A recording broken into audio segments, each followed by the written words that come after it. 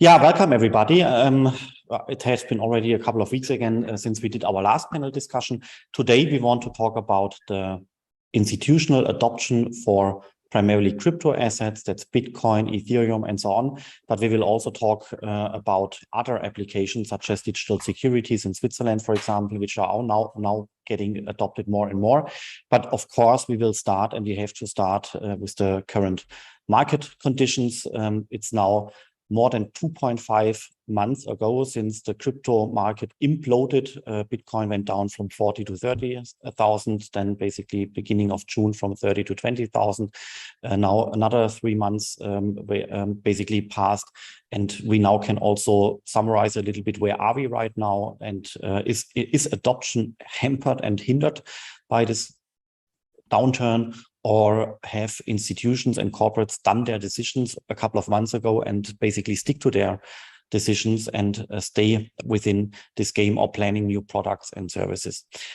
That's basically my topic, my presentation of the brief topic. And with this, I would like to hand over to each of you, asking you to present yourself briefly and also the company, such that we know who is speaking to us. Matthias, would you like to get started? Sure. Thanks, Philip, for the invitation, and also welcome everybody from my side. My name is Matthias Hütschulz. I'm a partner with Define. Define is a consultancy with over 1,000 employees, and I'm heading the blockchain and digital asset practice there.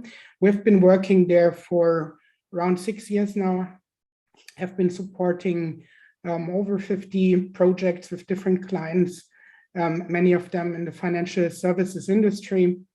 So from supporting them in setting up a secure custody of digital assets, to compliance solutions, to tokenization solutions, but also other topics like self-sovereign identity or platforms based on permissioned DLT. And in our role, we support our clients from the strategy and the conceptual design, but also to the actual programming and implementation, bringing really the new DLT-based products to life. And you have 4 years of experience building such projects, at least, right? Maybe even 5.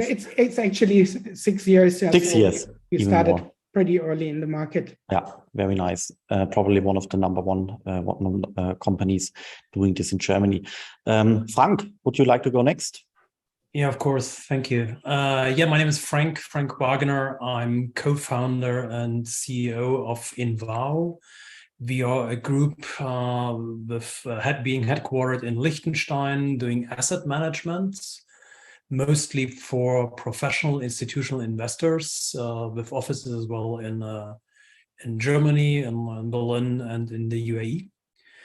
And well, I'm by nature entrepreneur and investor in the tech digital space since the early 2000s, being active in the crypto space since 2015.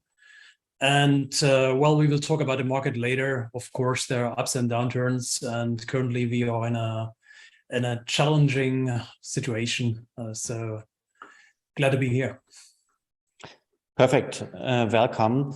You're also one of the veterans of the crypto industry, so you have also experienced multiple situations like the crash currency. Okay, Johannes, would you like to go next? Sure. Hi, everyone. My name is Johannes Koske, and I represent Metaco.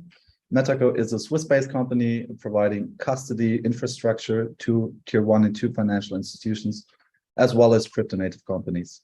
So in the end, we are providing the technology for institutions to become custodians for their either institutional or retail clients. And I've been in the space since around 2017. Before joining Metaco, I was head of blockchain in the Ministry of Digitization in Munich, Germany, and I'm glad to be here. Thank you. Perfect. Welcome. And you also have ran multiple projects in the industry, right? Some of them are live, others are yet to become live. So that's also very interesting to talk about.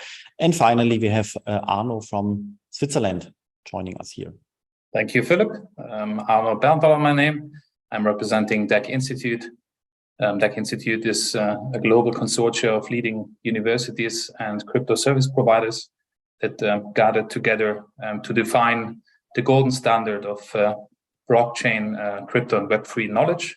And together, this consortia developed a charter holder program where professionals and talent can prove their expertise in front of clients and recruiters. And I myself, I started my career 2017. Since then, I'm engaged in multiple blockchain projects and initiatives. Perfect. Yes, thanks very much. So we have all kinds of people here who do have some experience now since quite a while, since years working in this entire industry, joining the price going upwards, going downwards, going upwards again, and so on. And basically, that should also be our first topic now, what we want to talk about. So actually, there are various interpretations of what's going on. I think it's pretty clear that Bitcoin has not been the trigger point to this downturn. Bitcoin has more been something like an asset like accompanying what's going on here. But the true trigger point has been shaky business models like Terra Luna, Three Arrows Capital, Celsius, and many others who have basically now left this entire market or have been forced to leave, but still also the sentiment was adversely affected. So let's explore the first question. Where are we right now in terms of sentiment? Is it a bear market still? Or do we see some first insights, some first signals where the entire market is clearing up? Again, a little bit, and basically, where are we right now? Frank, would you like to get started from the asset manager side? Because you're investing, you're talking to investors a lot all around the world, Dubai and so on. So where are we right now in terms of market conditions? Well, it's a difficult question, and I could talk for hours about it. So I try to limit myself to a minute or so. First of all, in your opening statement, Philip, you said we have seen a crash of the crypto markets in the last 2 or 3 months. Honestly, I disagree with that. We are not talking about a crash. Yeah, that always depends on the time frame you are looking. So if we say 2 years, then we still have more than 100% plus gains, even much more. I think July 2020, that was around $8,000 per Bitcoin. So comparing that with other asset classes, with stocks, with golds, crypto is outperforming everything. So I would not call this a crash. What we see, of course, is after the all-time highs last October, November, we lost a lot of value, and that's just the typical roller coaster ride we have in this young industry and asset class. So for me, that's an absolutely normal thing. And investors, talking about institutional professional investors, I'm always surprised. And I remember the same fact back in the early 2000s, talking about the internet of data, so the early days of Google, Facebook, Amazon, and so on. Well, exactly the same story. Most investors are driven by fear or by greed. So 6 months ago, they were driven by greed and fear of missing out. Yeah, and now they are driven by fear. Say they are not investing as much as they could.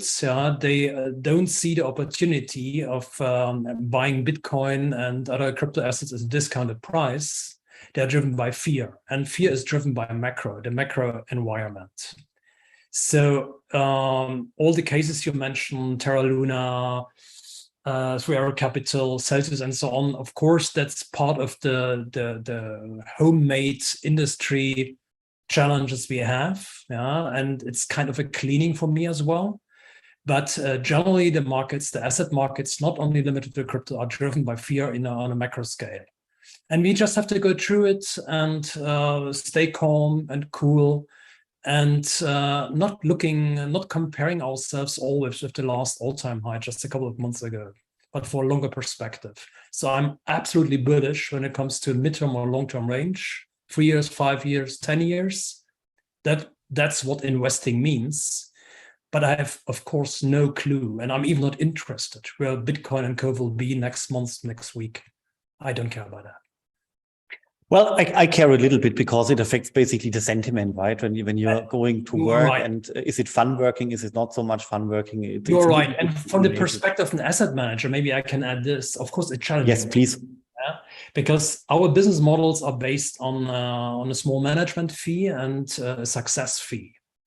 So, for example, my company Invao, we're doing technical trading, and it's working pretty well. So last month, the market lost around 30% or so, and we ended up at -3%. So that's really a good number. But when your business model is charging fees based on success, from our perspective, there's no difference between -3 and -30. Yeah, and that's why it's very important in these times for asset managers to be in a good position. We are in a good position. It's winter time. Yeah, it just we have to go through it. Yeah, excellent points. Maybe anybody wants to add something. Maybe we ask Johannes because he's also in touch with many industry players out there. Also maybe crypto funds. So Johannes, would you agree with this, or do you have another opinion here? I mean, generally, I would totally agree with having a mid or long-term horizon when it comes to looking at the performance of crypto as an asset class. But what we see in the market, that there is a lot of appetite also for other asset classes and use cases of blockchain technology in the financial space. So for instance, tokenized securities is a much bigger opportunity when it comes to the perception of the clients we deal with. So when you look at crypto at its peak, it had approximately a market cap of $3 trillion US. But when we look at the potential of tokenized securities, bonds, equities, potentially illiquid assets, the market is, I think that this is a study from the World Economic Forum, is estimated to be 24 trillion, right? And if you then further expand this into other assets, as I said, illiquid assets, potentially identities and so on, the potential lies at more than 350 trillion US dollars.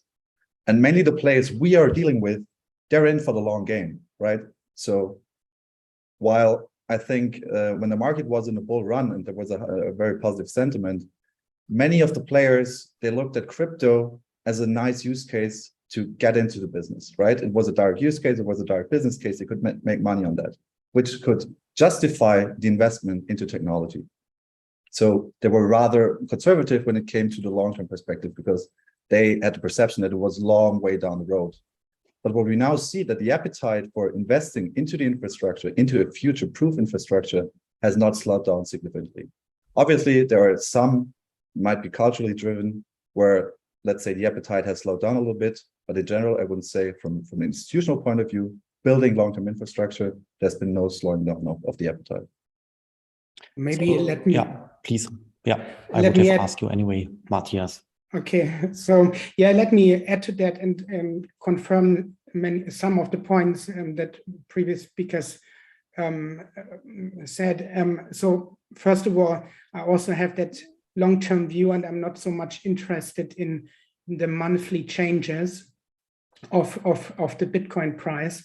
I'm concerned with the institutional adoption of crypto assets, and I think the fundamental concepts didn't change because of the high volatility. However, I also see that we have in the current market situation really a bad sentiment, and all the volatility and what happened with Celsius and others, you mentioned them in the beginning, they definitely don't help. And the clients we are talking to and that may currently think about going into the crypto space, and the people that are promoting that internally within their companies, they have a more difficult task to do in such situations. That's the one side. On the other side, the clients, for example, several banks in Germany we support with their crypto asset strategy. They also take this long-term view and so haven't stopped their strategy, haven't stopped the project and move on with their crypto projects, implement the basic infrastructure for digital assets. And for some of them, it's also, I agree with you, Johannes, it's the first step to go into the area of digital assets. Start with crypto, where you have the most advanced regulation actually in the digital asset space, I would say. And you know how to build the infrastructure, and you can start now and you can have a business model today, but then you can also look into the future, into digital securities and attack this market as well, leveraging the experience and the infrastructure you have built up in the course of building the first step, the crypto infrastructure.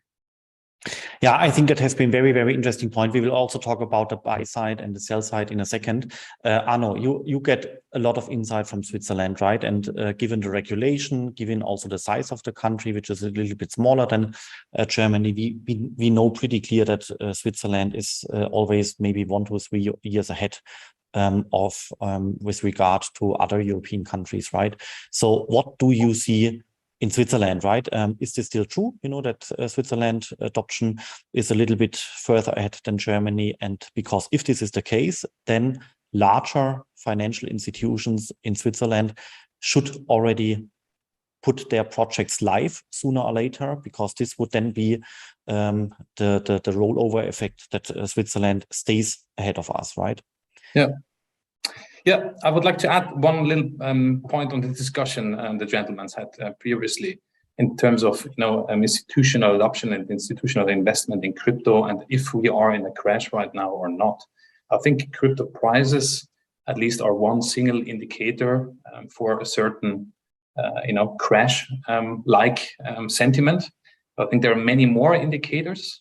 But I think what we are seeing now in terms of institutional investments in that space is that I have the feeling institutional investors are moving a little bit away from this traditional neutral way of getting exposure, let's say, to top 10 cryptos, right? That has been the sentiment in the last 1 to 3 years, where we see cryptos being added to a product shelf of institutional investors. Now they are a little bit moving in the direction of getting certain yields through DeFi protocols, which has a completely different strategy.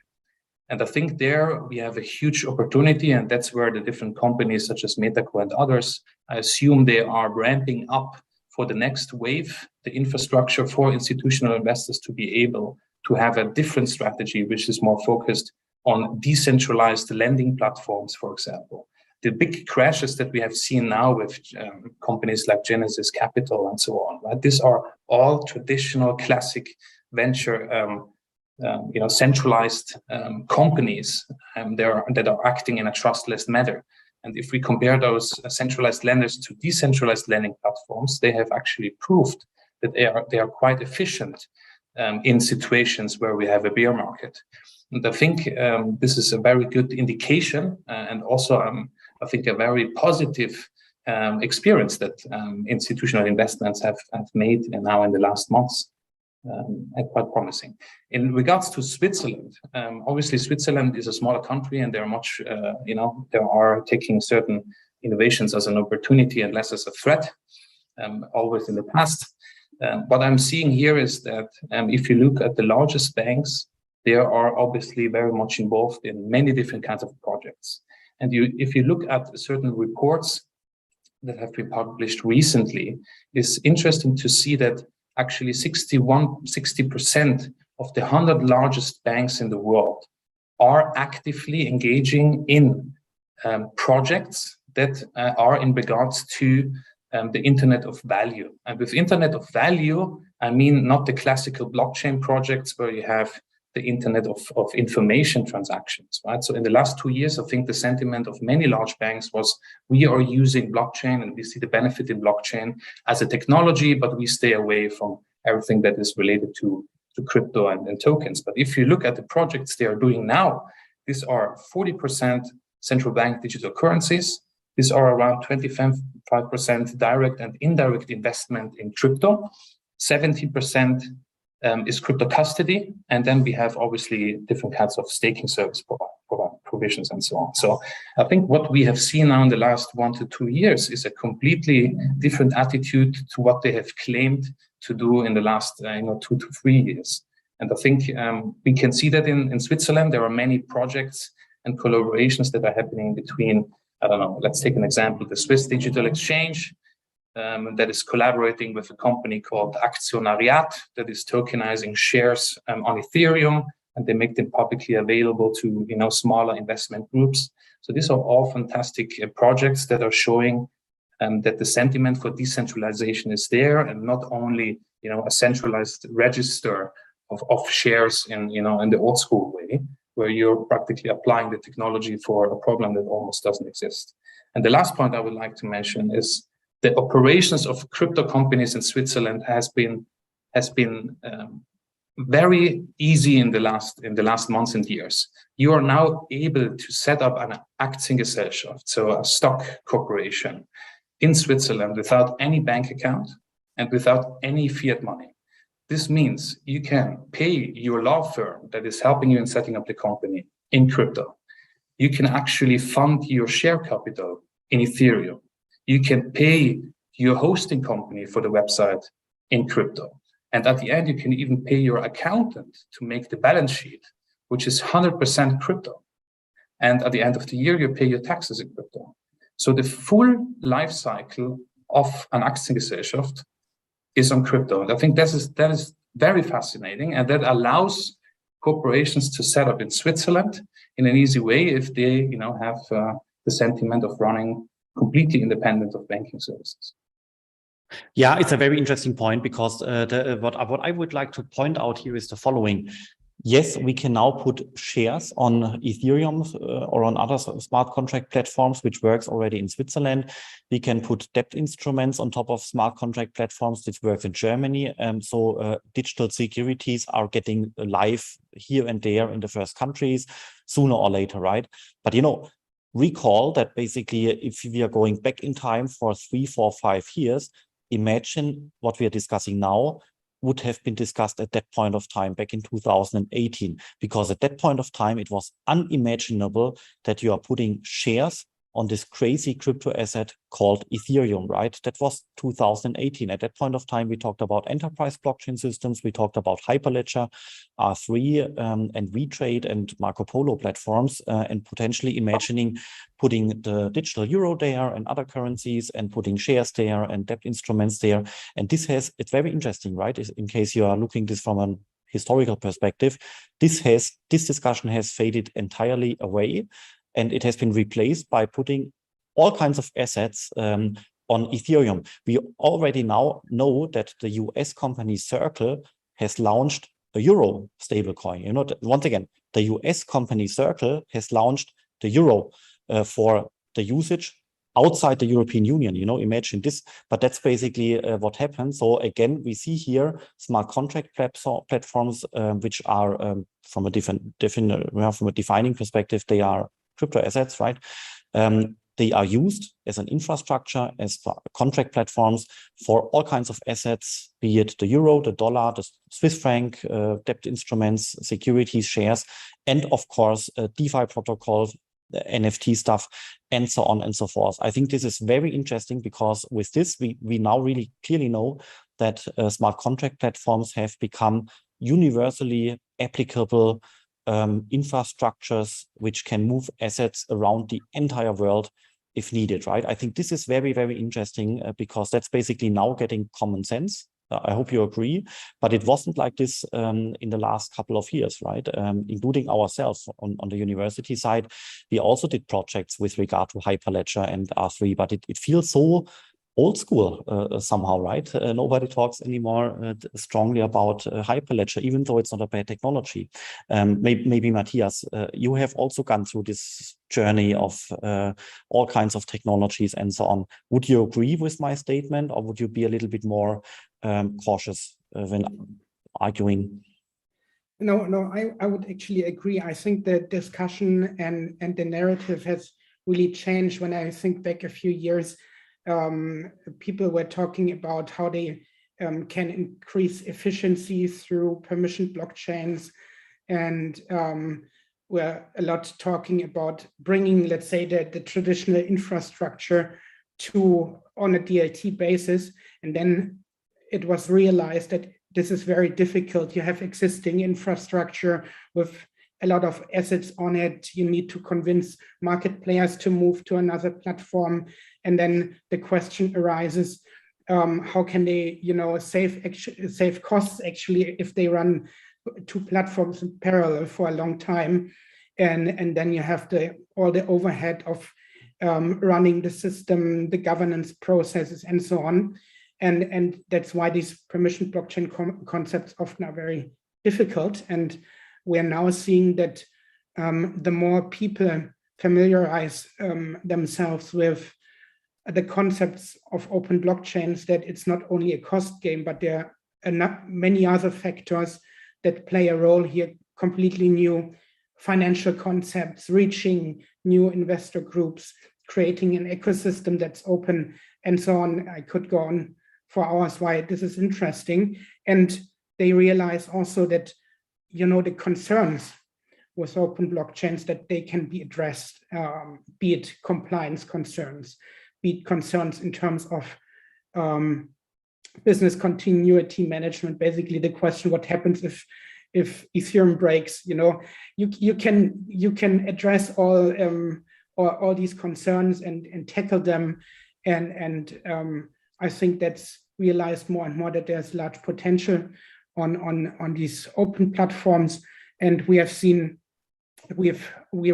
also heard in public that the projects, for example, of SocGen, which was a project I think that also helped a lot, at least in the German market, to show that it's actually possible also to issue securities on open blockchains. And now they even go so far that they have pledged securities to the Maker protocol, receiving DAI in return. And so there we also already see the next step where this could be going, and how also classical securities could be used in the DeFi concepts. Yeah, very interesting. And well, coming back a little bit to crypto assets, also mentioning maybe some names, do you see that the adoption of crypto assets is increasing on behalf of companies making this technology, making these assets available to their customers? At Christmas, approximately half a year ago, we talked about the German Sparkassenverband and also the other group called VR Banken. They have been discussing Bitcoin. This discussion has vanished a little bit on the group level, but it has been replaced by single savings banks to now be live with the services, right? So the group discussion for entire Germany is gone, but it has been replaced by some frontrunner banks, if you can say it this way, who are now basically live. Yeah? Do we see more adoption or projects going into this direction in Germany these days? Do we see crypto funds and asset managers exploring crypto assets? Actually, I'm a little bit skeptical here, but I would like to hear your opinion. Maybe Frank, I can jump in here. Yeah, a good question, by the way. So my observation is thinking about the last, or reflecting the last downturn back in 2018-19. Yeah. At this time, when I was talking to professional investors or business partners, potential partners from the financial service industry, big family offices, funds, and so on, I was talking to the middle management. And first of all, they didn't call me back. And then when I reached them, I said, okay, my senior management, unfortunately, they stopped the whole project. We are hoping this crypto stuff is going away. That reminds me a lot of all the discussion I had when I was in a consultancy role in the early 2000s, talking about internet. This internet will go away. We have our fax machine. Exactly the same situation. That was 4 years ago. That has completely changed. Last year, this year, we are still talking to the top management of the leading banks, especially in our biggest market in Germany. Also talking to professional investors, big families, with high management attention, owner attention, C-level attention to the whole topic. They just slow down for the moment a little bit their actions. So they are more on the level of strategic thinking. Yeah, and So everyone knows that this will not go away, even if we are not seeing this right now in the public discussion. And so that's a big difference. And talking about, well, the professional investors, let's say we have this German Industry Association, the BVI, so the Association for the Professional Investments, yeah. Well, these are all slow movers. I just got an invite to an event from them for summer, yeah. And topic number one is compliance, AML, KYC, Form ABC, and ESG, and all this stuff. So no one is talking here about crypto right now. But honestly, I don't care so much about this. I see a major shift is happening, and the front runners of the industry, they know Bitcoin, crypto, and co will not go away. So they're using the winter to prepare themselves for the big shift we're all expecting. Yeah, maybe to add on top of that, please, Johannes, Philip. So what we see, I think there are different flavors to the appetite for crypto, right? And if you carefully read what, for instance, since you gave that example of the savings banks, I mean, there's one thing to say, well, so we're not gonna enable our clients to have access to crypto, but at the same time, that doesn't mean they don't want to provide services on crypto. It's just the risk appetite they have. So I'm reading this, they might just provide some banking services, such as custody, such as potentially compliance, such as potentially tax services on top of that. But as far as I read this, they decided not to provide access to this because for them, they cannot provide the right advisory on crypto. So this is one flavor to it. At the same time, we're seeing Commerzbank has applied for a crypto custody license in Germany. So banks are ramping up to provide crypto offerings to their clients, both institutional and retail. But as we said in the beginning, it's a medium to long-term game. Yeah, this is exactly the discussion I also wanted to have, trying to interpret what's going on, because also maybe one anecdote from my side, when talking, for example, to one and the other journalist, the sentiment is getting positive, right? That's basically adding to what Frank has been saying. 2 years ago, when I talked to journalists, the typical question was, what's about electricity consumption and anti-money laundering? And by the way, it's funny money, as Christine Lagarde is saying. So why do we care about it? That was basically the sentiment 2-3 years ago. And this is now really changing since maybe 1 year, since 1.5 years, because journalists, or basically the media in generally, they are getting really honestly open, asking, why is it interesting and why should we care? And they don't have this suggestion anymore that it's somehow bad. And now it's my task to explain that it's not bad, right? Rather, they are more open and they are really getting a little bit of curious. Where can this lead us to? And maybe it's an inflation hedge, maybe it's not an inflation hedge, right? But they are getting a little bit more open. And in case you read basically one of these articles in the FAZ, Frankfurter Allgemeine Zeitung, for example, then immediately you get a shitstorm on Twitter because somebody has really written stuff which is fully not true and it's objectively wrong, right? This has also not been understood 3, 4, 5 years ago, if I'm right. And therefore, I also do see, as Frank has said, a little bit of positive sentiment. But now coming to Johannes, I would also agree with Johannes that in case you're talking to larger banks, being the saving banks, Deutsche Bank, Commerzbank, and so on and so forth, yes, they are tapping their big toe a little bit into the crypto waters, but they are refraining from creating large-scale offers for their millions of customers, right? So it's basically not an all-in decision which can be observed here. It's more like, yes, we somehow deal a little bit with the technology. Commerzbank is basically ready to get the license for custody business and so on. This is all good, but no company of the legacy industry out there is offering crypto services to its customers, in Germany at least, with one exception, that's Börse Stuttgart and their BSDX and BSON units, right? And this is something which surprised me, because I would have expected at least 1 or 2 or 3 larger institutions being a little bit more progressive. Because remember where we are, we talked now 1 year about NFT, we're talking 2 years about DeFi and the future of capital markets and smart contracts and stuff like this. And Deutsche Bank is still internally somehow checking whether they might do something in the custody domain or not, at least to my information. Maybe some of you guys know much more. But you see here that many of these organizations are still stuck with regard to learning the technology, doing early projects in the custody business, maybe also asking Metaco to provide technology and so on and so forth. But until a product is being shipped to thousands of customers, at least with early crypto assets, is far, far, far away. And in the retail sector, we're already talking about the metaverse, NFT, and all kinds of other things, right? What's your objection here? What's your opinion about what I just have said in trying to read what's going on here? I think maybe let me take 2 points here. Yes, please. Sorry, Matthias.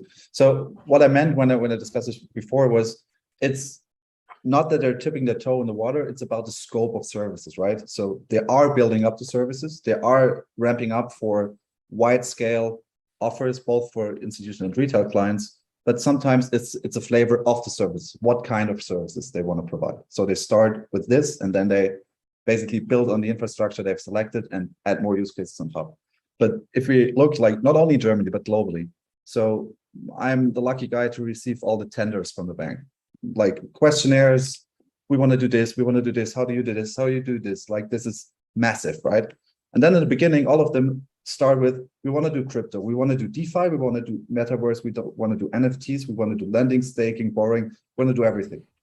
And then as soon as they realize what it takes to go there, not only from a technical point of view and, like, let's say, an infrastructure, a software stack, but also from an operational point of view, after sooner or later they realize, well, let's get the basics right, and then iteratively build services on top. But still, I mean, these are established legacy institutions, and they are, I wouldn't say dinosaurs, but they're, like, in terms of the agility, sometimes they're more like a tanker, like a ship that just need to do stuff step by step. But in my opinion, they will build the services. It's just a matter of time. And the matter of resources they can basically allocate to this at this moment in time, when we are potentially in a bear market, which is actually the right time to build the corresponding infrastructure.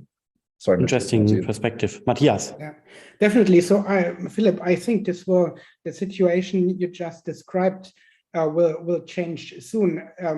I would go so far and say that maybe in 1 to 2 years, all the largest German banks will have something there. But then also, I agree with Johannes that they won't start, that the first offering won't be the full scope crypto offering to our clients. So they will start step by step, maybe start with institutional clients and then roll it out to retail clients, or vice versa.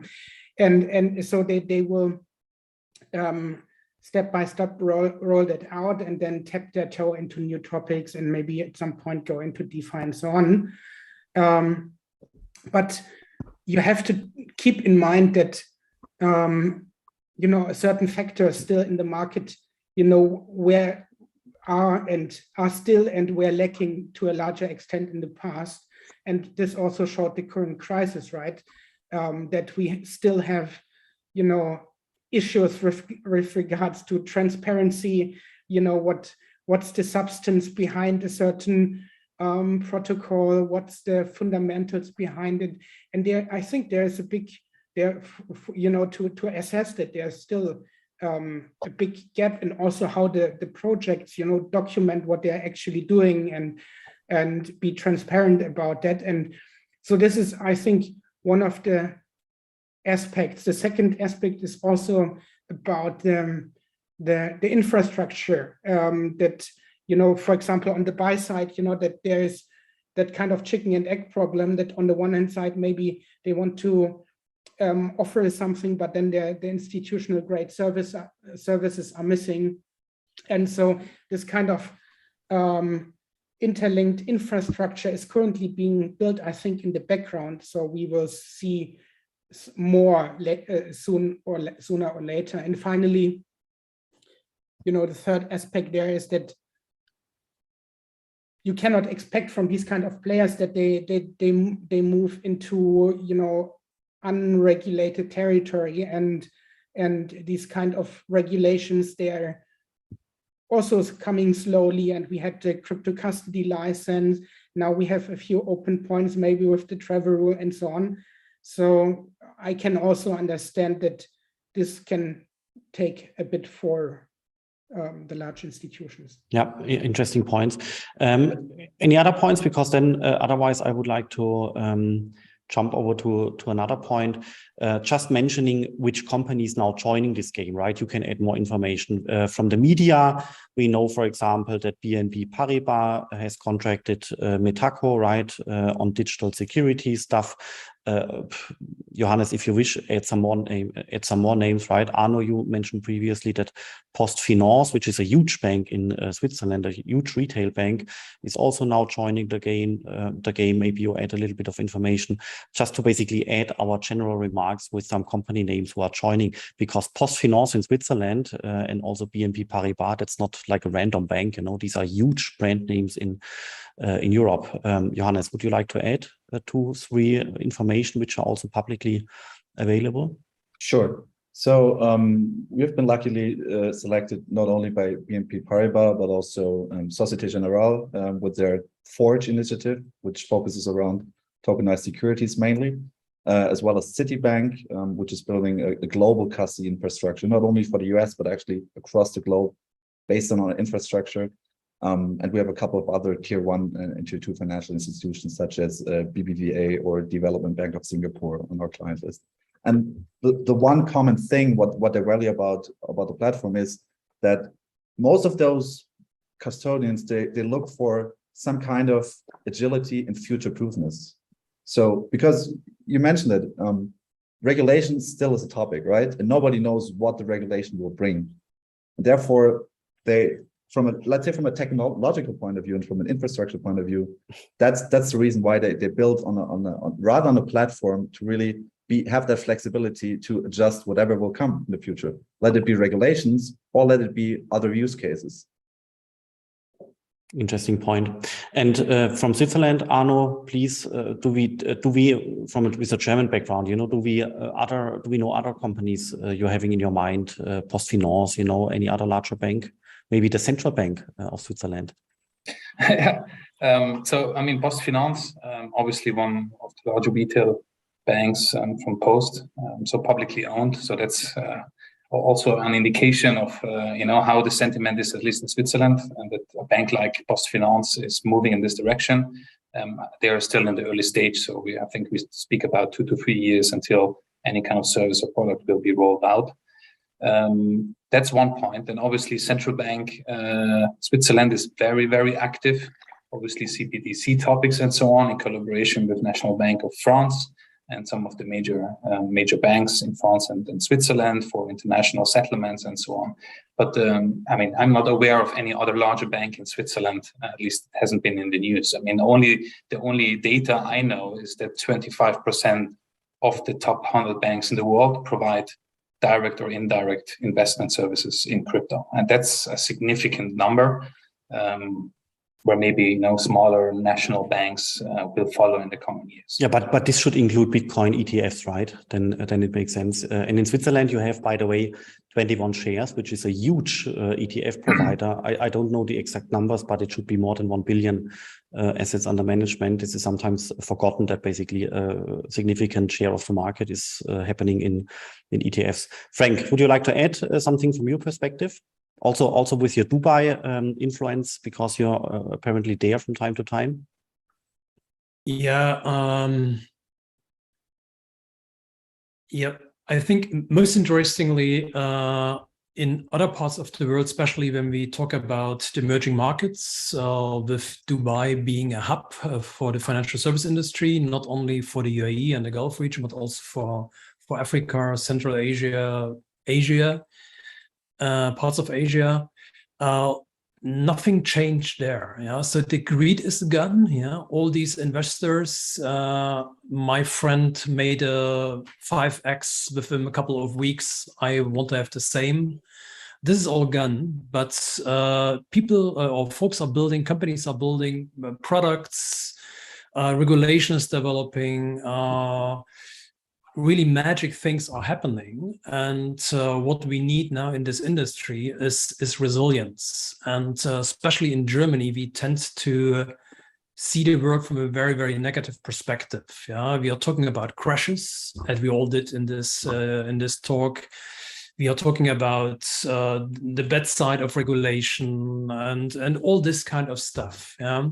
What we need is kind of coolness, resilience, and just to go through this winter and do our stuff. So continue building. And if we continue doing this, we're on the right way, on the right track, definitely. And in the UAE, you can feel this. In Germany, it always feels a little bit German angst. Yeah, we love to panic. But in Dubai, completely different. Yeah, that's on the corporate and on the media level, I would agree, but we should not forget that Germany is the second largest country on our planet in terms of numbers of Bitcoin nodes, right? That's very interesting, but this is happening somewhere in individual apartments and not in the corporate section. Maybe I can jump in here just for yes, please. We in Germany, we are also the homeland. We are engineers. Yeah, we are talking about Bitcoin nodes, not about making money. Yeah, so we always approach the space more from an engineering perspective. Yeah, that's how we are. Yeah, but coming from the business perspective, we are underestimating, especially in Germany, and that's completely different. Same in the US, by the way. Yeah, a completely different universe, but the market is bearish, the sentiment is bearish. Almost everyone, including me, lost money. Yeah, so unrealized gains are gone. Yeah, and that happens, but it's just a normal thing. Yeah, we have to go through it and trust ourselves as well. If we have this belief of a decentralized financial world, if we believe in the store of value Bitcoin, if we have our DAO with euro, dollar, you name it, nothing changed. Yeah, good point. I like the long-term perspective. But now coming slowly to an end, I would like to go to the last section of our panel discussion here, talking about indicators which are worth to look at. Arno, you had compiled a number of indicators which make sense to look at, because such indicators might reflect what's really going on in the market. For example, the job market indicators and so on and so forth. Arno, please go ahead. Yeah, thanks, Philip. Maybe just to add another two topics regarding Switzerland, there is one larger project that's being set up with, I think, up to 100 people working on sustainable exchange traded products related to crypto and especially Bitcoin to allow sustainable investment in Bitcoin. So that's a massive project. I think they should go to market in the course of next year. That's one larger topic. The other larger topic, which I forgot, is the collaboration between Aktionariat and the Swiss Digital Exchange, because Aktionariat is mainly looking at shares of small, medium enterprises, and they want to make them bankable through the Swiss Digital Exchange. So these are big innovations that are happening here right now. But anyway, market indicators. So market indicators for adoption of crypto, blockchain, Web3 are the topics we discussed before, right? So that's all the B2B and B2G services that are being developed, services for the banks, but also payment providers. That's something we did not really spoke about. So if we look at all the payment providers that have added crypto to their product suite, that's significant, right? And there it's PayPal. There are different companies like also MoneyGram or Stripe, for example. Stripe is now completely integrated with Coinbase Commerce. So as an example, we at DEC Institute, we were able to set up crypto payments in 15 minutes because we already use Stripe, right? So for a corporation to set up crypto payments for the customers in 15 minutes, that shows a little bit how far we are already in terms of using such an infrastructure. Other topics that are obviously important are individuals and private users. That's something we did not mention so far. So what's happening with private users? At least in Europe, we have reached now almost 10% of households that are holding crypto. But I think the most exciting number is when we look at the generation in the age between 18 and 25. There we have reached around 50% of those people are either holding crypto or they want to hold crypto in the near future. And this is kind of the future clients of different kind of service providers, right? And I think there the sentiment of using digital means of and peer-to-peer transactions is obviously much larger than if we look at the current generation that is using crypto. Other indications, what I mentioned before, are company operations, right? The one that I mentioned in Switzerland, where you can set up a company with 100% crypto balance sheet and even pay the taxes in crypto. Then the topic around on-chain data. So what is happening on-chain, right? That's something, an analysis we should do each year and compare on-chain data to the years before. What's identifiable there is that actually the stablecoin crash that we had recently with UCT is almost rebound to the previous level. We had a couple of days and couple of weeks of kind of a classical bank run where people were trying to cash out their stablecoins. But we are completely back to the normal transaction volume and transaction amount of stablecoins. And that also shows a little bit how advanced and how much needed those stablecoins are in the crypto and DeFi environments. Then last 2 points are, the new champions we are seeing. So I think adoption can be measured on both incumbent companies, the companies we know since a longer time, that are out there in the market providing traditional services. But another measure is the new big champions, the big giants that are emerging, that have 500 up to open job positions, that are listed in stock exchanges, right? That are actually surpassing, market shares compared to traditional service providers. And they are the ones we should look at. I think they are the ones who will in the future be the leading service provider. They are the ones onboarding the new generation of crypto enthusiasts or users of Web3 applications. And they are massively growing, and they even don't very much care about the bear market. I mean, we have never seen such a few. So in the last bear markets, many people were fired from crypto companies, with what also happened now. But now this percentage is much, much smaller like in the past. Those companies are very well financed, not just with crypto tokens, but with real capital from venture capital firms, which allows them also to survive such bear markets. And that's also an indication which is completely different to what happened in the years before. And last but not least, the job market, right? I think I have the feeling, speaking to some employers, but also banks, that the time of the crypto enthusiasts is a little bit over. The projects that are being set up, the projects that are being run in that space, and the complexity requires skilled professionals, and not just people who are good in networking and attending events. And now we are in the stage where obviously we as DEC Institute start to provide certifications for people where they can prove that they have the skill sets when they are applying for certain jobs. And this is some requirement that will come up more and more when speaking to those firms. As an example, 2 banks we're speaking with, they want to upskill their front office, their front desk client advisors, right? They haven't done that in the last, in the 4 years before, when we had the boom and a lot of customers came to those banks and wanted to ask for, access to crypto and so on. So what they're doing now, they want to upskill their complete employees from back to front in order to prepare themselves for the next boom, which we hopefully have coming up in the next months or years, to be then able to provide a clear answer to their customers to make sure they are not moving to the new service providers, to the new digital banks that are very friendly to digital customers. Yeah, excellent points. This could also have been a very nice dedicated talk on indicators, and I would perfectly agree. Unfortunately, we already are done with our small panel discussion round. We will do this again in a month. And maybe one point, I can also confirm the job market thing, right? We have a job market distribution list where I have gotten 2 to 3 job offers per week, 2 to 3 per week. That was before the crash, right? Now I'm getting maybe 1 job offer per week. So this really shows the crypto winter. But at the same time, we are now launching our first study program, the Master of Blockchain and Digital Assets.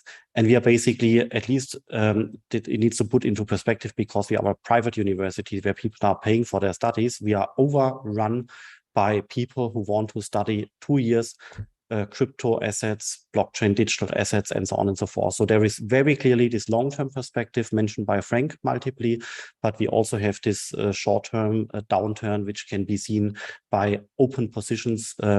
That's basically a number which has gone down a little bit, but let's see what happens. It goes up again. A friend of mine told me everything what's going down goes up again at some point of time. So let's hope the best. And anybody wants to make a closing word? Otherwise, we stop at this point of time. Okay, thanks much. And let's meet back here in a couple of weeks again and do another round. Maybe we then can talk about the next bull market. Thank you, Goodbye. Philip. Bye-bye. Thank you. Bye.